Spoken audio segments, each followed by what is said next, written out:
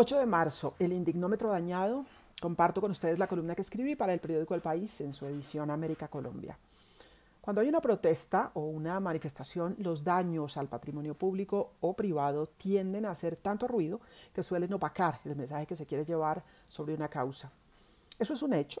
Y otro hecho que va a la par y que puede estar en una de las raíces de la rabia que se puede convertir en vandalismo es que la llamada opinión pública que se expresa en medios y redes sociales tiende a indignarse más por fachadas o estatuas pintadas que por crímenes cometidos contra personas reales. Volvió a ocurrir el 8 de marzo, cuando algunas de las mujeres que salieron a protestar pintaron paredes o estatuas para manifestar su inconformidad. A pesar de que la mayoría expresó en calma los necesarios mensajes para reclamar equidad, justicia para la violencia de género y acciones efectivas para acabar con la discriminación, el foco de debate se centró en algunos episodios de daños a bienes públicos, en particular el caso de la estatua de Luis Carlos Galán. Escuché que algunas personas calificaron a las mujeres que lo hicieron como terroristas. Es el tiempo del superlativo, de los fundamentalismos, de la ausencia de grises en el debate, y por eso algunos periodistas y analistas consideran, de manera equivocada a mi juicio, que pintar una estatua es equiparable a los asesinatos o a las bombas que matan a decenas de personas. Según información del periódico El Tiempo, ese mismo día 8 de marzo, el Día de la Mujer, se reportaron 2 asesinatos de mujeres en Colombia. En Puerto Boyacá, la víctima fue Paola Rivera, de 28 años, y en Ibagué, Sharit Ciro, de 19 años. Mientras hablaba de identificar y judicializar a las mujeres que pintaron la estatua y generaron otros daños, poco se supo de las acciones para dar con los asesinos de estas 2 mujeres y de cientos de víctimas de feminicidios. Ante esos crímenes, el indignómetro se mueve poco. Es posible que se haya dañado por usarlo tanto y frente a tantos motivos a veces triviales. Las mujeres que manifiestan su rabia de manera radical argumentan que la indignación generada por haber pintado una estatua no se ve ante el asesinato de mujeres o ante la violencia sexual que ocurre todos los días sin que en la mayoría de los casos amerite pronunciamiento de autoridad alguna, ni una nota marginal en la lista de noticias. Es cierto que a veces un crimen de género se alcanza a colar en las noticias y en las tendencias virales de redes por el nivel de sevicia, por la edad o también por la notoriedad de la víctima. Sin embargo, esas violencias ocurren todos los días, en todos los niveles, en zonas urbanas y rurales. Las víctimas son mujeres de todas las edades. Son miles y miles los casos que no mueven el indignómetro.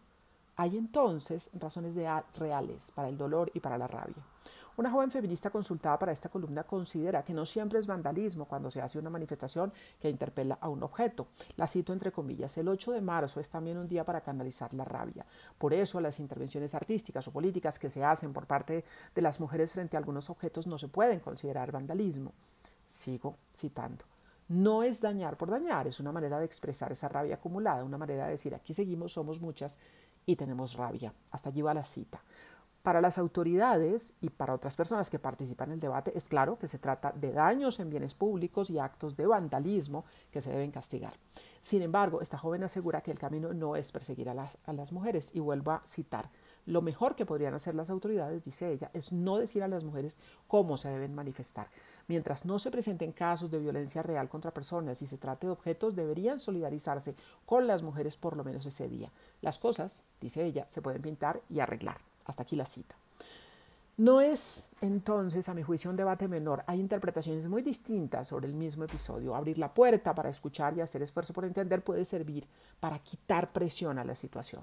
Entendiendo que la rabia es real y tiene motivos reales, conviene preguntarse cuál es el objetivo de esas manifestaciones tan radicales y si son realmente herramientas eficaces para llevar un mensaje y sobre todo para promover acciones de cambio.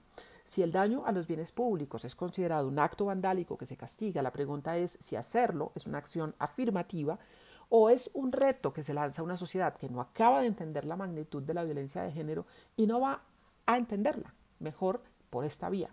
Si lo que se busca es avanzar en el camino de la igualdad y el fin de la violencia, las acciones radicales pueden generar una reacción también radical y de rechazo a reivindicaciones que son plenamente justas.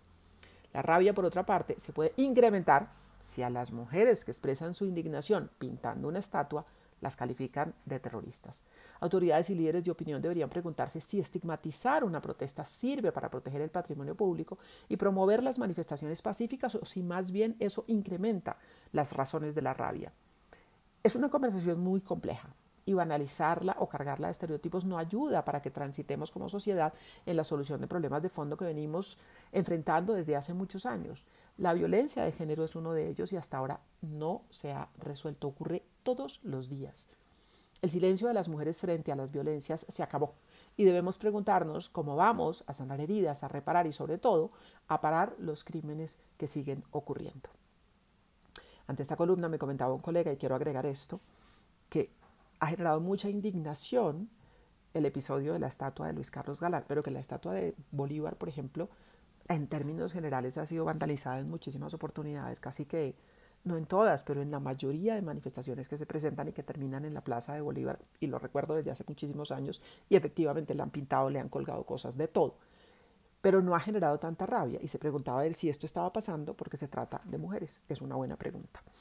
Les dejo mi comentario, si les ha parecido interesante los invito a compartir y les digo como siempre, gracias por estar ahí.